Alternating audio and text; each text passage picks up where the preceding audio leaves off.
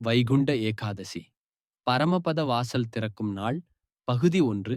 பண்டைய காலத்தில் திருவேங்கடம் என்ற ஊரில் அருணன் என்ற ஒரு பக்தன் வாழ்ந்து வந்தான்.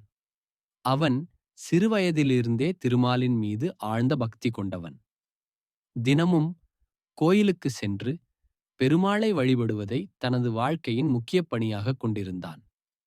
அருணன் தனது குடும்பத்தின் பொருளாதார சிரமங்களையும் வாழ்க்கையின் இன்னல்களையும் பொருட்படுத்தாமல் பெருமாளின் மீது நம்பிக்கை வைத்து ஏகாதசி விரதம் கடைப்பிடித்து வந்தான். அவன் நம்பிக்கையின் அடிப்படையில் ஒரு நாள் பெருமாள் நேரில் தோன்றி தனது வாழ்வில் ஒளி பாய்ச்சுவார் என்று எதிர்பார்த்தான். ஒரு அதிசய நாள் மார்கழி மாதத்தின் ஒரு அழகான காலை அருணன் வழக்கம்போல் கோயிலுக்கு சென்றான். ஆனால் அந்த நாள் தனித்துவமானது. கோயிலின் பரமபத வாசல் என்று அழைக்கப்படும் சொர்க்க வாசல் திறக்கப்பட்டிருந்தது. இது ஆண்டுதோறும் வைகுண்ட ஏகாதசி நாளில் மட்டும் திறக்கப்படும் ஒரு சிறப்பு வாயில். அருணன் இந்த வாயிலின் முக்கியத்துவத்தை அறிந்திருந்தான்.